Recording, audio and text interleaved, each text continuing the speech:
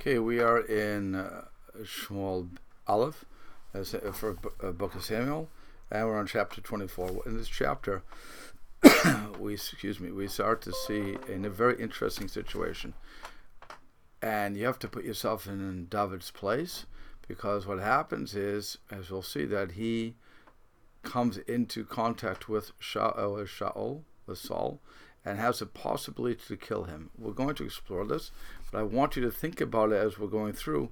What would you have done if your arch enemy, as it were, would come into your hands and you had the ability to get rid of him? What would you do? So let's see what David does.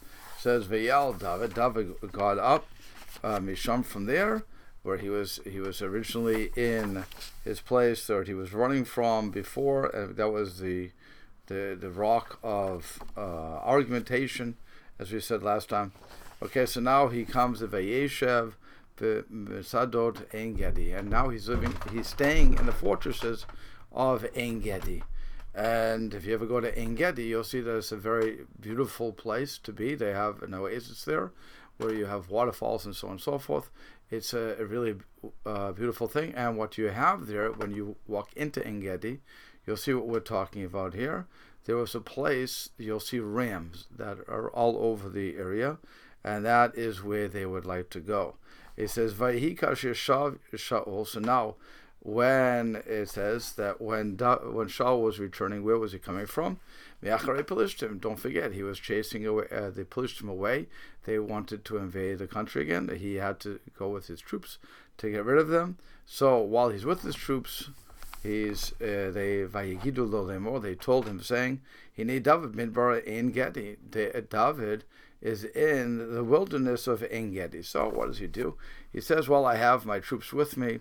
I'll let some of them go home, and he keeps three, as we're going to see. He's going to keep some people with him. Shaul takes with him 3,000 chosen men from all of Israel, and he goes to go to seek after David and his men, al pnei tzor haye'elim, and he's going to the tzorei haye'elim, which are the rocks, the cliffs, the high cliffs, where these rams would go. And the reason they would go, the wild goats is translating as, okay, but these rams would go there in order that they could be safe. So also Shaul thinks, that's where David is going to be hiding, because there's a lot of protection there. So what happens is Vayavo el Gidrot Hatzon.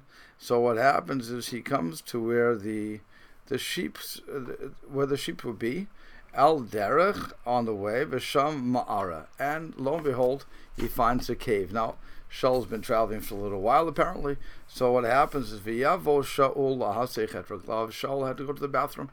That's what it means. He covered his feet. Now, he did it in a very, what we call sneeze manner. He did it in a very modest manner, where he would cover his legs and so on and so forth. So some people say he had to urinate, some people had to defecate. Whatever the case is going to be, he was going to the bathroom. And the reason he went into the cave, the rabbis tell us, is that he assumed that David was in a protected place, so he wouldn't be near the street where, again, we have Gidrot zone here. We have where the shepherds are. So David is not going to be amongst the people. He would be hiding.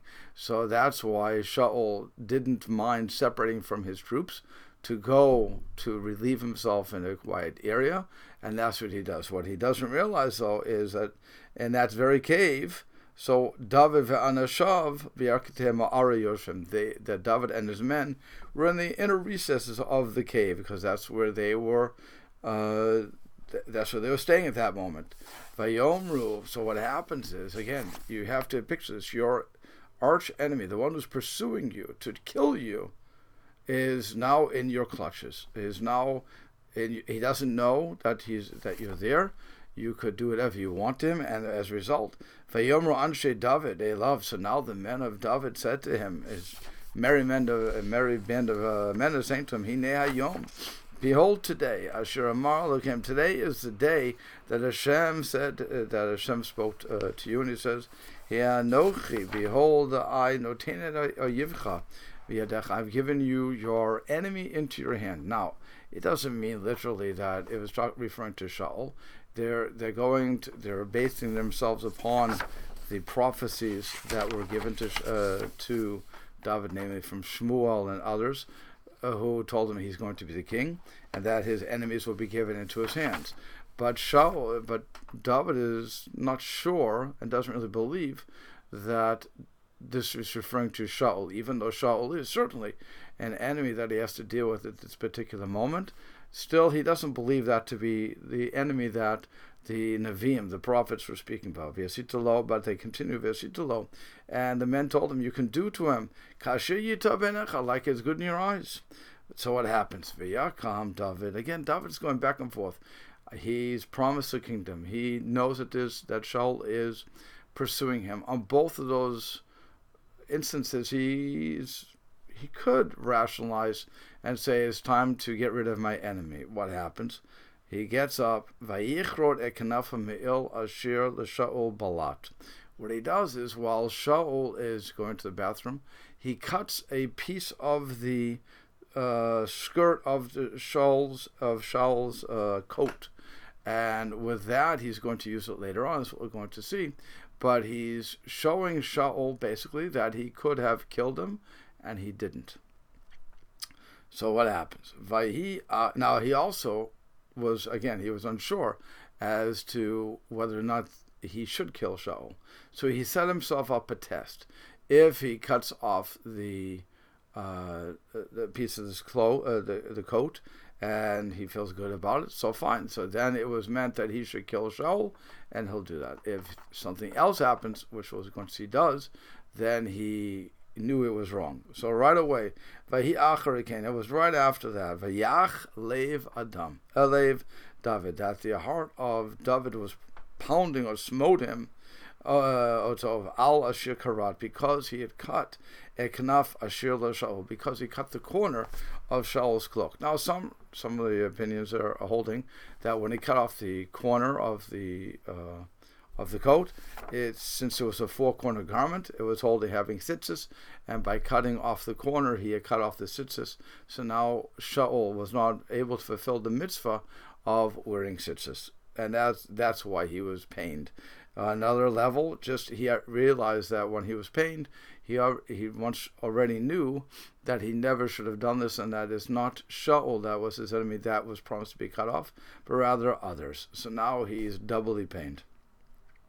So what happens? V'yom anashav, the men aren't happy with this. V'yom anashav, and what was happening and what's not told here, because David is just answering a question. And I'll give you the verse. It's the next verse is after he cuts it off. So he says to his men, God forbid that I should do something against Hashem. That if I should do something like this to my master, the anointed of Hashem, the shloch yadivo, to send my hand against him. Ki Mashiach Hashem, he is the anointed of Hashem. So what's going on? This doesn't make sense, because it went from his heart bothered him, and suddenly he's answering his men. What did the men say? Well, we learn that the men were saying to David, you should have killed him. He's your enemy. He's pursuing you. You have all the rights in the world to take him out. And yet David says, no, God forbid, I can't do that. Now, he also calls him Mashiach Hashem, the anointed of Hashem. Every king was anointed. That's why every king was called Mashiach. Also, the high priest was Mashiach Hashem. So we have many Mashiachim, if you will, running around throughout our centuries.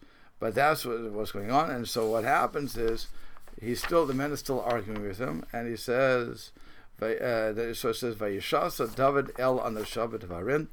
David held off his men with the words, V'nol lakol lakum el Shaul. So some people listened to David and accepted his arguments. Others didn't want to, so he physically had to stop them from rising against Shaul. V'Shaul kam ha'ara. So Shaul got up from the cave.